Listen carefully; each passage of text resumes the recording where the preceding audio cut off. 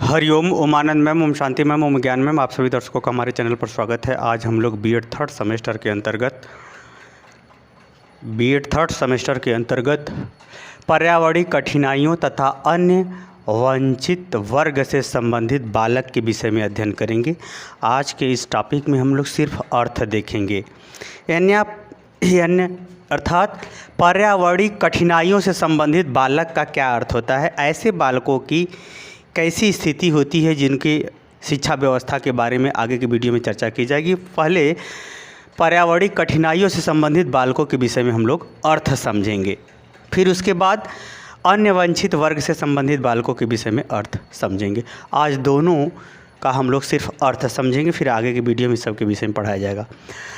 अगर हम पर्यावरणीय कठिनाइयों की बात करें तो ऐसा कठिनाइयाँ जो प्रकृति द्वारा एक बालक को अध्ययन के संदर्भ में प्राप्त होती हैं या मिलती हैं, उसको हम क्या बोलते हैं, पर्यावरणीय कठिनाइयों से संबंधित बालक। कैसे? जैसे पहाड़ी क्षेत्रों में होते क्या है कि लोग पहाड़ों पर बसे होते हैं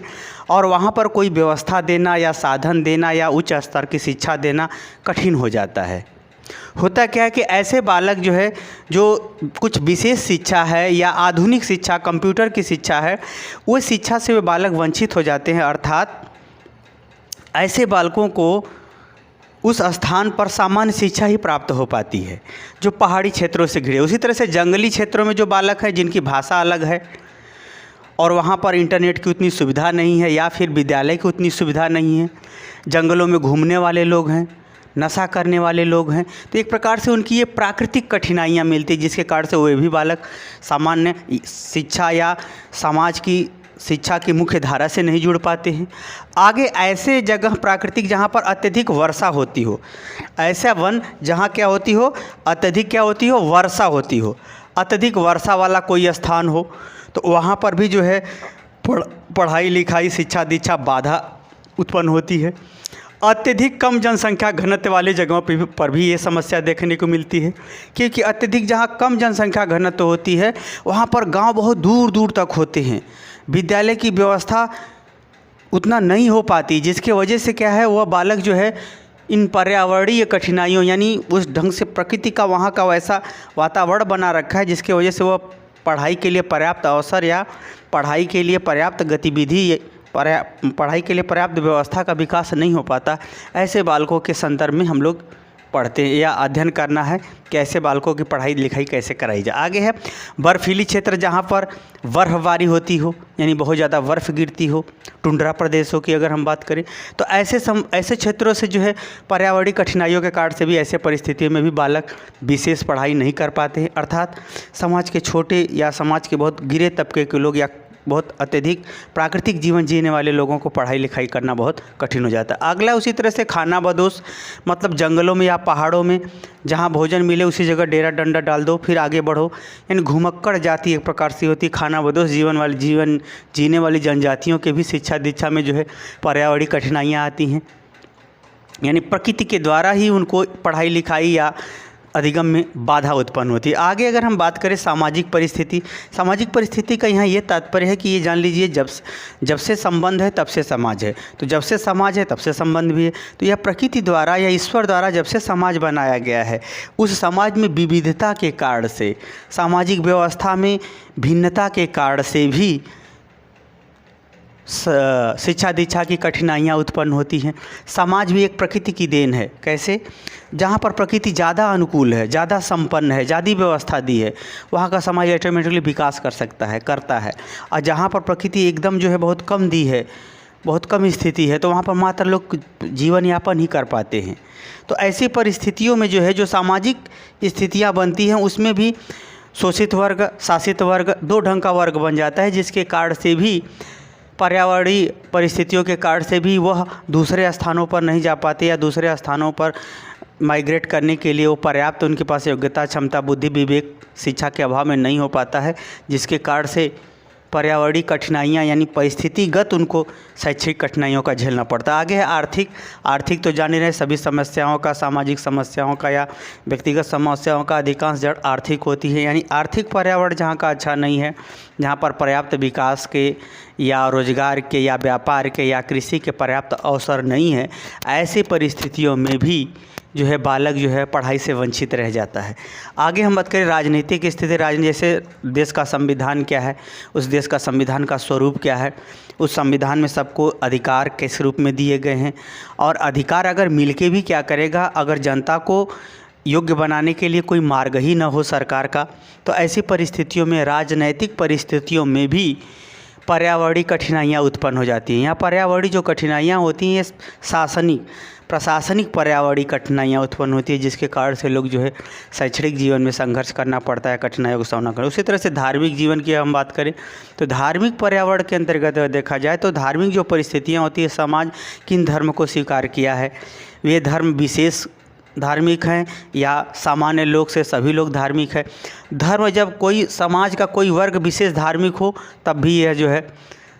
पर्यावरणीय कठिनाइयों का सामना बालकों को करना पड़ता है। यदि समाज के सभी लोग धार्मिक हैं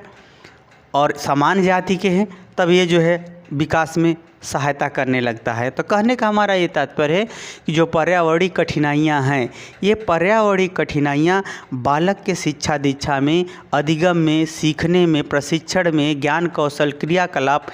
शारीरिक गतिविधि इत्यादि कौशल कला में विकास होने में बाधा उत्पन्न करती हैं। ऐसे इन परिस्थितियों से संबंधित यदि बालक है तो उसकी शिक्षा दीक्षा कैसे हो या उसके लिए शैक्षिक प्रावधान कैसा हो। अब दूसरे तरफ के हम लोग अगर बालकों के देखें तो ऐसे जो है वंचित वर्ग द्वारा बालक, ये जो वंचित वर्ग का जो बालक है उसको हम सामाजिक परिस्थितियों के अंतर्गत ज़्यादा ध्यान रख करके अध्ययन करते हैं। हालांकि यहाँ पर भी मैं सामाजिक परिस्थितियाँ बताया है, लेकिन यहाँ की सामाजिक परिस्थितियों की व्याख्या परिस्थिति यानी प्राकृतिक परिस्थिति के अनुसार की गई है, और यहाँ जो सामाजिक परिस्थितियों की व्याख्या की जाएगी वह मानवगत की जाएगी। तो इससे आप घबराने की बात नहीं है। अगर यहाँ पर आपको कन्फ्यूजन हो तो 2 बार वीडियो थोड़ा सा पीछे हो करके देख लीजिएगा तो स्पष्ट हो जाएगा। अगर हम बात करें वंचित वर्ग, ऐसा वर्ग किसे कहते हैं, किसी योग्यता में, किसी समूह में नहीं, किसी योग्यता के आधार पर, क्षमता के आधार पर, क्रिया के आधार पर,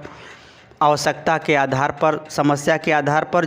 समानता के रूप में जो समूह बनता है उसे हम वर्ग कहते हैं। तो जो वर्गगत है, जो वर्गगत संबंधित समस्याओं से जो बालक है वो जाति व्यवस्था, जैसे ब्राह्मण, क्षत्रिय, वैश्य, शूद्र, ब्राह्मणों को बस विद्या का अधिकार, क्षत्रियों को विद्या का अधिकार, वैश्य को लेकिन शूद्र को नहीं था। ब्राह्मण, क्षत्रिय, वैश्य, शूद्र वाली जो व्यवस्था थी, इसके कारण से भी जो है शूद्र लोग वंचित वर्ग के अंतर्गत आते हैं, जिसके कारण से उनके जीवन में शिक्षा दीक्षा अत्यधिक प्रभावित होती है। आगे अगर हम बात करें आधुनिक व्यवस्था के अंतर्गत जो भारत आज़ाद हुआ या भारत की आज़ादी के पहले से जो हमारे भारत में जातियों का विभाजन, अनुसूचित जाति और अनुसूचित जनजाति, पिछड़ी जाति के रूप में हुआ। हालांकि पिछड़ी जाति तो अब भगवान के आशीर्वाद से लोकतंत्र के विभिन्न नियम, वैधानिक क्रियाकलापों के विकास के फलस्वरूप वो काफ़ी अब अध्ययन की परिस्थिति में आ चुकी है, लेकिन अनुसूचित जाति, अनुसूचित जनजाति की स्थिति अभी भी उतनी अच्छी नहीं है जितना होना चाहिए। तो अनुसूचित जाति, अनुसूचित जनजाति में आने वाली जो जातियां हैं उनके लिए जो है भी समस्या बनती है पढ़ाई लिखाई की, क्योंकि उनको अन्य जातियों के संग उनको दिक्कत होती है, अन्य जातियों वालों द्वारा शोषण किया जाता है, शासित किया जाता है। तो इस सब के जो है अनुसूचित जाति और अनुसूचित जनजातियां हैं, ये भी एक प्रकार से जो शिक्षा का आधुनिक स्वरूप है, जो विकास के लिए एकदम प्रमुख आधार या शिक्षा में आधुनिकीकरण का जो स्वरूप है वो भी उनसे वंचित रह जाते हैं, क्योंकि या तो उनके पास पैसा नहीं होता या तो उनके पास या ऐसे क्षेत्रों में पर्याप्त शिक्षण संस्थाएं नहीं होती, इसलिए भी ये पढ़ाई लिखाई से वंचित हो जाते हैं। उस तरह से स्त्री पुरुष के भेद के आधार पर अगर हम देखें तो मुस्लिम लोगों में अक्सर पाया जाता है कि महिलाओं को पढ़ाई लिखाई से दूर रखना पसंद करते हैं वो लोग। कहने का मतलब ये है कि जो असभ्य हैं वो लोग तो बात मानते हैं कि नहीं, स्त्री को पढ़ाते लिखाते हैं, लेकिन अन्य आधुनिक शिक्षा को वो पसंद उतना नहीं करते, वो धार्मिक शिक्षा में ही ज़्यादा विश्वास रखते हैं। तो कहने का हमारा ये तात्पर्य है कि स्त्री पुरुष के आधार पर भी भेद के कारण से भी स्त्रियां पढ़ाई लिखाई से वंचित रह जाती हैं, ये भी समस्या देखने को मिलती है। नस्ली भेद, काले गोरे का भेद होना, या जैसे शिया सुन्नी मुस्लिम लोगों में झगड़ा होना। उसी तरह से अगर हम बात करें तो जैसे क्षत्रियों का भूमिहार लोगों से न पटना। तो एक प्रकार से अगर कहा जाए तो कुछ जो है जातिगत, कुछ नस्लीगत ऐसी भी परिस्थितियाँ उत्पन्न हो जाती हैं, जैसे ऐसे वर्गों को ऐसे वर्गों से आने वाले बालकों को पढ़ाई लिखाई में बड़ी दिक्कत होती है। उसी तरह से अगर हम देखें तो शासन व्यवस्था के अंतर्गत जो है, अगर शासन यानी सरकार ही साथ छोड़ दे तो भी लोग वंचित वर्ग में शामिल हो जाते हैं। जैसे अगर हम बात करें यहाँ पर चाइना में बात करें तो वहाँ चाइना वाले मुस्लिमों को बहुत सताते हैं, बहुत मारते हैं, उनको पढ़ाई लिखाई सबसे वंचित रखते हैं, एक प्रकार से उनको जानवरों का जीवन बना के रखते हैं। उसी तरह से अगर देखें तो पाकिस्तान में हिंदुओं को बहुत ज़्यादा डिस्टर्ब किया जाता है। तो वंचित वर्गों के अंतर्गत शासन व्यवस्था का भी अपना हाथ होता है, एक स्वरूप होता है, उनका एक दृष्टिकोण होता है, जिससे ऐसे क्षेत्रों से आने वाले बालक भी पढ़ाई लिखाई से वंचित हो जाते हैं। हालांकि अब हम बात करें प्रभु जाति का मतलब कि उस स्थान पर कौन सी जाति अधिक विकास की है और प्रशासनिक रूप से, राजनैतिक रूप से वो सत्ता को जो है अपने हाथ में ली है, और गलत होने पर भी दूसरी जाति पर ही वो हावी रहते हैं, दूसरे जाति से ही एक प्रकार से दूसरे जाति के ऊपर शासन करने की प्रवृत्ति रखते हैं प्रभु जाति। ये राजनीतिक रूप से, आर्थिक रूप से, सामाजिक रूप से, यानी हर तरह से ये संपन्न होते हैं और अपनी आवश्यकता के लिए दूसरी जातियों का शोषण भी करते हैं, उस पर शासन भी करने की प्रवृत्ति रखते हैं। तो ऐसी जातियों की वजह से भी जो शोषित जातियां हैं उस स्थान पर, वो भी पढ़ाई से क्या होती है, वंचित हो जाती हैं। वंचित हो जाती हैं, पढ़ाई लिखाई में उनको भी क्या होती है, दिक्कतें उत्पन्न होती हैं। तो कहने का हमारा ये तात्पर्य, पर्यावरणीय कठिनाइयों से संबंधित जो बालक होते हैं और समाज की व्यवस्था के कारण से जो वंचित वर्ग से संबंधित आने वाले बालक हैं, जाति से संबंधित आने वाले बालक हैं, स्त्री पुरुष से संबंधित बालक आने वाले, जो नस्ली भेद के कारण से ऐसे बालक जो पढ़ाई लिखाई के मुख्य धारा से अलग हो गए हैं, ऐसे बालकों की अध्ययन व्यवस्था या ऐसे बालकों के लिए शिक्षक क्या करे, क्या व्यवस्था दे, किस ढंग से जो है इनके शैक्षणिक व्यवस्था को निर्देशित करे, नियंत्रित करे, ताकि ऐसे बालक भी, ऐसे क्षेत्रों से आने वाले बालक भी सामान्य शिक्षा या आधुनिक शिक्षा के स्वरूप की तरफ बढ़ सकें, ज्ञान अर्जित कर सकें और अधिगम करते हुए आगे बढ़ सके, अपने व्यक्तित्व का विकास कर सके, राष्ट्र में अपना योगदान दे सके। इन सब बातों का अध्ययन हम लोग आगे की वीडियो में करेंगे। इस समय मात्र इन दोनों क्षेत्रों का हमने मात्र सिर्फ अर्थ बताया। समझ में आ गया तो कमेंट बॉक्स में ज़रूर बताइए। साथ ही मेरे चैनल को लाइक, शेयर, सब्सक्राइब कीजिए। हरिओम।